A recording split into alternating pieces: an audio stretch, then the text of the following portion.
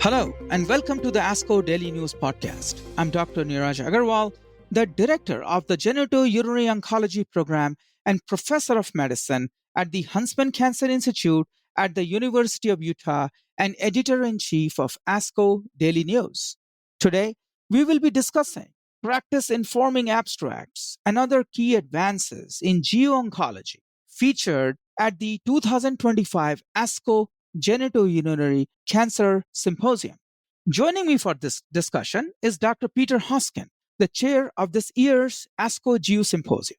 Dr. Hoskins is a professor in clinical oncology at the University of Manchester and honorary consultant in clinical oncology at the Christie Hospital, Manchester, and University College Hospital, London, all in the United Kingdom. Our full disclosures are available in the transcript of this episode. Peter, thank you for joining us today. Thank you so much, Neeraj. I'm very pleased to be here. The GU meeting highlighted remarkable advancements across the spectrum of GU cancers. So what stood out to you as the most exciting developments at this year's ASCO GU Symposium? Well, the theme of this year's meeting was driving innovation, improving patient care. And this reflected ASCO GU's incredible milestone in GU cancer research over the years. We were thrilled to welcome almost 6,000 attendees on this occasion from over 70 countries, and most of them were attending live and not online, although this was a hybrid meeting. Furthermore, we had more than 1,000 abstract submissions. You can imagine, therefore, it fostered excellent networking opportunities and facilitated valuable knowledge and idea exchanges amongst experts, trainees, and mentees. So, to start, I'd like to come back to you for a second, because the first day started with a focus on prostate cancer and some of the key clinical trials. And congratulations to you, Neeraj, on sharing the data from the TALAPRO-2 trial, which we were eagerly awaiting. We'd love to get your thoughts on the data that you presented. Could you tell us a bit more about that trial? Yes, Peter. It was an exciting conference overall, and thank you for your leadership of this conference. So let's talk about the TALAPRO-2 trial. First of all, I'd like to remind our audience that the combination of talazoparib plus enzalutamide was approved by the US FDA in June 2023 in patients with metastatic castrate-resistant prostate cancer harboring homologous recombination repair or HRR gene alterations. After this combination improved the primary endpoint of radiographic progression-free survival compared to enzalutamide alone in the randomized double-blind, placebo-controlled, multi-cohort phase 3 TALAPRO-2 trial.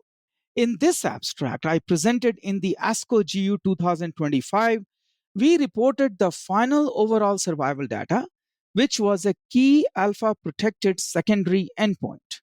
In cohort 1, which enrolled an all-comer population of patients with mCRPC. So at a median follow-up of around 53 months, in the intention to treat population, the combination of talazoparib plus enzalutamide significantly reduced the risk of death by 20% compared to enzalutamide alone, with a median overall survival of 45.8 months, about 46 months in the experimental arm versus 37 months in the control arm, which was an active control arm of enzalutamide. This improvement was consistent in patients with HRR alterations with a hazard ratio of 0.54 and in those with non-deficient plus unknown HRR status with a hazard ratio of 0.87. In a post-hoc analysis, the hazard ratio for OS was 0.78, favoring the combination of enzalutamide plus talazoparib in those patients who did not have any HRR gene alteration in their tumor by both tissue and ctDNA testing. So consistent with primary analysis, the updated radiographic progression-free survival data also favored the experimental arm with a median rPFS of 33 months compared to 19.5 months in the control arm and a hazard ratio of 0.67 favoring the combination. We did not find any new safety signals with an extended follow-up. So the TALAPRO-2 is the first PARP inhibitor plus ARPI study to show a statistically significant and a clinically meaningful improvement in OS compared to standard of care enzalutamide as first-line treatment in patients with mCRPC unselected for HRR gene alterations. Thank you, Neeraj. That's a great summary of the data you presented, and very important data indeed. There was another abstract also featured in the same session, Abstract 20, which was the stopgap analysis entitled Which Patients with Metastatic Hormone-Sensitive Prostate Cancer Benefit More from Androgen Receptor Pathway Inhibitors. So meta-analysis of individual participant data. So Neeraj, can you tell us a little bit more about that abstract? Absolutely, would be happy to do so. So in this meta-analysis, David Fisher and colleagues pooled individual participant data from different randomized phase 3 trials in the metastatic hormone-sensitive prostate cancer or MHSPC setting to assess the potential ARPI effect modifiers and determine who benefits more from an ARPI plus ADT doublet. The primary outcome was overall survival for main effects and progression-free survival for subgroup analysis. The prostate cancer-specific survival was a sensitivity outcome.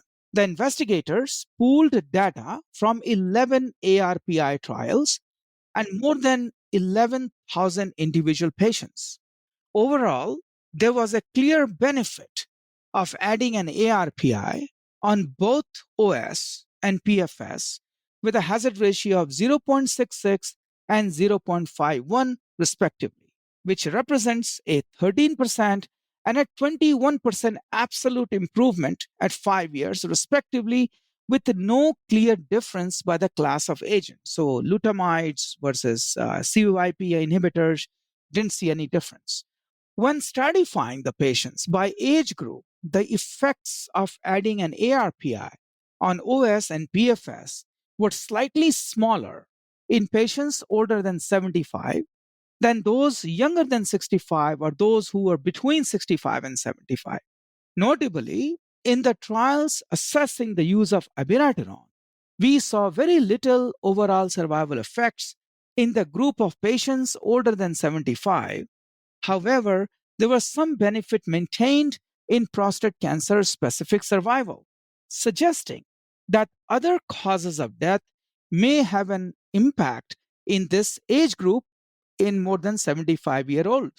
The effects of other ARPIs or lutamides, as I would call them, were similar across all three subgroups on both OS and PFS. Therefore, the majority of patients with MHSPC benefit from the addition of ARPIs, and the benefit-risk ratio of abiraterone and other amides or lutamides must be considered carefully in older patients. Thanks, Neeraj. Another great summary relevant to our day-to-day practice. Of course, there's ongoing collection of individual patient data from other key trials, which will allow robust comparison of the RP doublet with triplet therapy, including docetaxel, guiding more personalized treatment. I agree with you, Peter. We need more data to help guide personalized treatment for patients with MHSPC and potentially guide de-escalation versus escalation strategies or decisions. So now moving on to a different setting in prostate cancer, would you like to mention abstract 17 titled Overall Survival and Quality of Life with Lutetium PSMA 617 plus enzalutamide versus enzalutamide alone in poor risk metastatic castrate-resistant prostate cancer in the ENZA-P trial or ENZA-1901 trial presented by Dr. Louis Emmett? Of course I will. So ENZA-P was a multi-center, open-label, randomized phase 2 trial conducted in Australia. It randomized 163 patients into adaptive dose, that's 2 or 4 cycles, of lutetium PSMA 617 with enzalutamide versus enzalutamide alone as first-line treatment in PSMA PET-CT positive, poor-risk, metastatic castrate-resistant prostate cancer. The interim analysis of ENZA-P with median follow-up of 20 months showed improved PSA progression-free survival with the addition of lutetium PSMA 617 to enzalutamide. Here, the investigators reported the secondary outcomes, overall survival and health-related quality of life. After a median follow-up of 34 months, overall survival was longer in the combination arm compared to the enzalutamide arm, with a median overall survival of 34 months compared to 26 months and a hazard ratio of 0.55. Moreover, the combination improved both deterioration-free survival and health-related quality of life indicators for pain, fatigue, physical function, and overall health and quality of life compared to the control arm. Consistent with the primary analysis, the radiological progression-free survival also favored the experimental arm with a median of 17 months compared to 14 months at a hazard ratio of 0.61. So the addition of lutetium PSMA improved overall survival and health-related quality of life in patients with high-risk metastatic castrate-resistant prostate cancer. Thank you, Peter. That was a great summary and promising results with lutetium-177 and ARPI combination in first-line treatment of mCRPC among patients who had 2 or more high-risk features associated with early enzalutamide failure. Before we move to the bladder cancer, would you like to tell us about Abstract 15, the worldwide oligometastatic prostate cancer meta-analysis leveraging individual patient data from randomized trial, the Wolverine Project, which is an analysis from the XMET collaboration and was presented by Dr. Chad Tang? Sure. So with metastatic-directed therapy, we have a number of small phase 2 studies making up the database, and the XMET collaboration aimed to consolidate all randomized data on oligometastatic solid tumors. This abstract presented pooled individual patient data from all the published trials involving patients with oligometastatic prostate cancer who received MDT alongside standard of care against standard of care alone. The analysis included data from 5 trials encompassing 472 patients with oligometastatic prostate cancer and followed for a median of 41 months. Patients were randomly assigned in a 1-to-1 ratio to receive either MDT plus standard of care or standard of care alone. The addition of MDT significantly improved progression-free survival. The median progression-free survival was 32 months with MDT, compared to 14.9 months with standard of care alone, at a hazard ratio of 0.45. Subgroup analyses further confirmed the consistent benefits of MDT across different patient groups. Regardless of factors like castration status, receipt of prior primary treatment, stage, number of metastases, MDT consistently improved progression-free survival. So in patients with metastatic hormone-sensitive progression prostate cancer, MDT significantly delayed the time to castrate resistance by 9 months, extending it to a median of 72 months, compared to 63 months in the standard of care group, with a hazard ratio of 0.58. In terms of overall survival, the addition of MDT improved the 48-month survival rate by 12%, with overall survival rates of 87% in the MDT plus standard of care group, compared to 75% in the standard of care alone group. Thank you, Peter. These data demonstrate that adding MDT to systemic therapy significantly improves progression-free survival, radiographic progression-free survival, and castration resistance-free survival, reinforcing its potential role in the treatment of oligometastatic prostate cancer. So let's switch gears to bladder cancer and start with the abstract 658 reporting overall survival analysis of Checkmate 274 trial. Peter, would you like to tell us about this abstract? Yes, sure, Neeraj. This was presented by Matlowski, and it was additional efficacy outcome, including overall survival from the Checkmate 274 trial, which you may remember evaluated adjuvant nivolumab against placebo in patients with high-risk muscle-invasive bladder cancer after radical surgery. The phase 3 trial previously demonstrated a significant improvement in disease-free survival with nivolumab, with a median follow-up of 36.1 months. Disease-free survival was longer with nivolumab compared to placebo across all patients with muscle-invasive bladder cancer, reducing the risk of disease recurrence or death by 37%. Among patients who had received prior neoadjuvant cisplatin-based chemotherapy, nivolumab reduced this risk by 42%, whilst in those who had not received chemotherapy, the risk was reduced by 31%. Overall survival also favored nivolumab over placebo, reducing the risk of death by 30% in all patients with muscle-invasive bladder cancer and by 52% in those with tumors expressing a programmed death ligand 1, PDL1, at 1% or higher. Among patients who'd received prior neoadjuvant chemotherapy, nivolumab reduced the risk of death by 26%, whilst in those who had not received chemotherapy, the risk was reduced by 33%. Alongside this, the safety profile remained consistent with previous findings. Thank you, Peter, for such a nice overview of this abstract. These results reinforce adjuvant nivolumab as a standard of care for high-risk muscle-invasive bladder cancer, offering the potential for a curative outcome for our patients. Yes, I agree, Neeraj.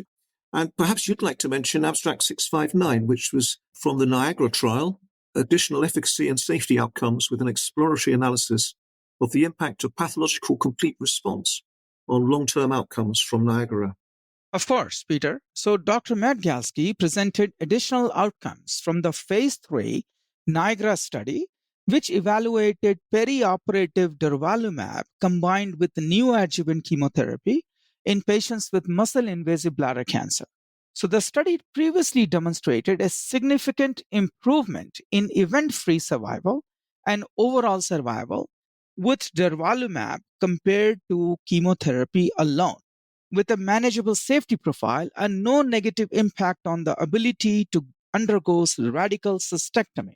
Among the 1,063 randomized patients, those who received durvalumab had a 33% reduction in the risk of developing distant metastasis or death, and 31% reduction in the risk of dying from bladder cancer compared to those who received chemotherapy alone. More patients who received durvalumab achieved a pathologic complete response at the time of surgery, with 37% compared to 28% in the chemotherapy alone group. Patients who achieved a pathologic complete response had a better event-free survival and overall survival compared to those patients who did not achieve pathologic complete response. However, in both groups, durvalumab provided additional survival benefit, reducing the risk of disease progression or death by 42% and risk of death by 28% in patients with a pathologic complete response. While in those patients without a pathologic complete response, the risk of disease progression or death was reduced by 23% and risk of death by 16% when durvalumab was added to the chemotherapy. Immune-mediated adverse events occurred in 21% of patients in the durvalumab group compared to 3% in the chemotherapy alone group, with a grade 3 or higher events occurring in 3% versus 0.2%, so quite rare. So most common immune-related adverse events included hypothyroidism in 10% of patients treated with durvalumab compared to 1% in chemotherapy alone group, and hyperthyroidism in 3% versus 0.8%. At the time of data cutoff, these adverse events had resolved in 41% of affected patients in the durvalumab group and 44% in the chemotherapy alone group. Thank you, Neeraj. That's a great summary. These findings further support the role of perioperative durvalumab as a potential standard of care for patients with muscle-invasive bladder cancer. I agree with you, Peter. So before we wrap up the bladder cancer section, would you like to mention Abstract 664, reporting updated results from the EV302 trial, which evaluated enfortumab vedotin in combination with pembrolizumab compared with chemotherapy as first-line treatment for patients with previously untreated locally advanced or metastatic urothelial carcinoma? Yes, of course. Tom Powles presented updated findings from the EV302 study, which I guess we've all heard about. And in this abstract, he presented 12 months of additional follow-up for this study with more than 2 years of median follow-up and an exploratory analysis of patients with confirmed complete response. The study, in fact, had a median follow-up of 29.1 months and previously demonstrated significant improvements in progression-free survival and overall survival with enfortumab vedotin and pembrolizumab. And this is now the standard of care in global treatment guidelines. Among the 886 randomized patients, enfortumab vedotin and pembrolizumab reduced the risk of disease progression or death by 52% and the risk of death by 49% compared to chemotherapy. The survival benefit was consistent regardless of cisplatin eligibility or the presence of liver metastases. the confirmed objective response rate was higher with enfortumab vedotin and pembrolizumab at 67.5% compared to 44.2% with chemotherapy. The median duration of response was 23.3 months with EVP compared to 7 months with chemotherapy. A complete response was achieved in 30.4% of patients in the EVP group compared to 14.5% in the chemotherapy group. And the median duration of complete response is not yet reached in the EVP group compared to 15.2 months in the chemotherapy group. Severe treatment-related adverse events occurred in 57.3% of patients treated with EVP compared to 69.5% in the chemotherapy group. While in patients who achieved a complete response, severe adverse events occurred in 61.7% of those treated with EVP compared to 71.9% with chemotherapy. Treatment-related deaths were reported in 1.1% of patients treated with EVP and 0.9% with chemotherapy, with no treatment-related deaths occurring in those who achieved a complete response. These findings clearly confirm the durable efficacy of EVP, reinforcing its role as the standard of care for the first-line treatment of patients with locally advanced or metastatic urothelial carcinoma, and no new safety concerns have been identified. That was a great summary. Thank you, Peter. So moving on to kidney cancer. So let's talk about the abstract 439 titled Nivolumab plus cabozantinib versus sunitinib for previously untreated advanced renal cell carcinoma, the final follow-up results from the Checkmate 9ER trial. Sure. So this was presented by Dr. Mutzer, the final results of the phase 3 Checkmate 9ER trial. And this compared the combination of cabozantinib and nivolumab against sunitinib in previously untreated advanced renal cell carcinoma. The data after more than 5 years follow-up showed that the combination therapy provided sustained superior efficacy compared to sunitinib. In terms of overall survival, we see an 11-month improvement in median overall survival. That is 46.5 months for the cabo-nivo versus 35.5 months for sunitinib, and a 42% reduction in the risk of disease progression or death, with median progression-free survival nearly doubling. That's 16.4 months in the combination group and 8.3 months with sunitinib. Importantly, the safety profile was consistent with the known safety profiles of the individual medicines, with no new safety concerns identified. That's a great summary, Peter. These data further support the efficacy of cabo-nivo combination in patients with advanced renal cell carcinoma, which is showing a 11-month difference in overall survival now.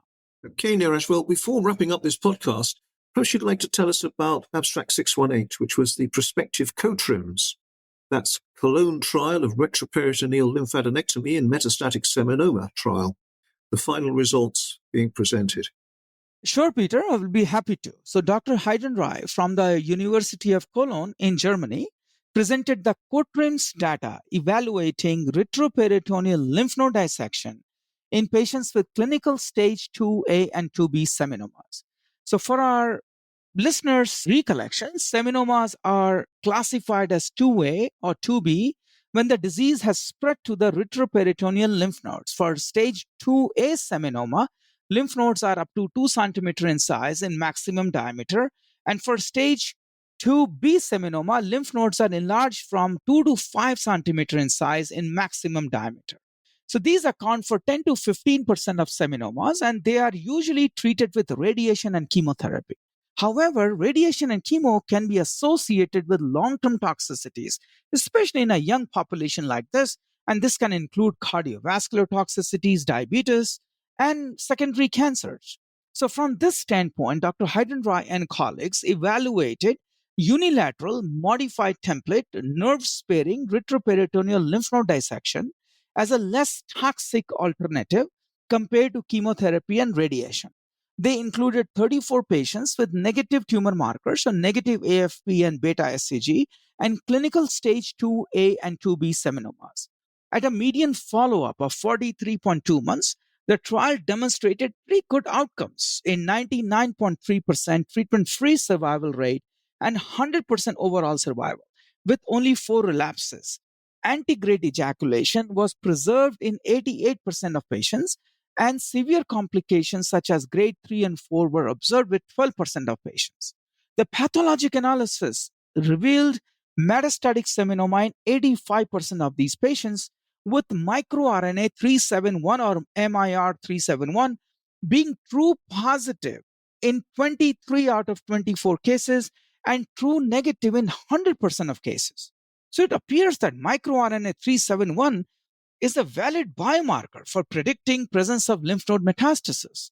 These findings highlight retroperitoneal lymph node dissection is feasible, has low morbidity and excellent oncologic outcomes, and it can allow us to avoid overtreatment in 80% of these patients and spare unnecessary chemotherapy or radiation therapy in 10 to 15% of cases with seminoma. Thank you, Neeraj. That's a great summary and important data on retroperitoneal lymphadenectomy in metastatic seminoma. I'm sure these findings will help shape clinical practice in the future. So any final remarks before we conclude today's podcast? Before wrapping up this podcast, I would like to say that we have reviewed several abstracts addressing prostate, bladder, kidney cancers, and seminomas, which are impacting our medical practices now and in the near future. And thank you, Peter, for sharing your insight today and for being here on the podcast. These updates are undoubtedly exciting for the entire GU oncology community, and we all greatly appreciate your valuable contribution to the discussion and leadership of this conference. So many, many thanks. Thank you, Neeraj. Thank you for the opportunity to share this information more widely. I'm aware that whilst we had nearly 6,000 delegates, there are many other tens of thousands colleagues around the world who need to have access to this information. And it was a great privilege to chair this GU ASCO 2025, and I hope we had a good and informative meeting that nearly everyone I met certainly seemed to enjoy. So thank you once again, Neeraj, for this opportunity to share more the information that we discussed over those few days. Thank you, Peter. And thank you to our listeners for joining us today. You will find links to the abstract discussed today on the transcript of this episode. Finally, if you value the insights that you hear on the ASCO Daily News Podcast, please take a moment to rate, review, and subscribe wherever you get your podcast. Thank you very much for your attention today.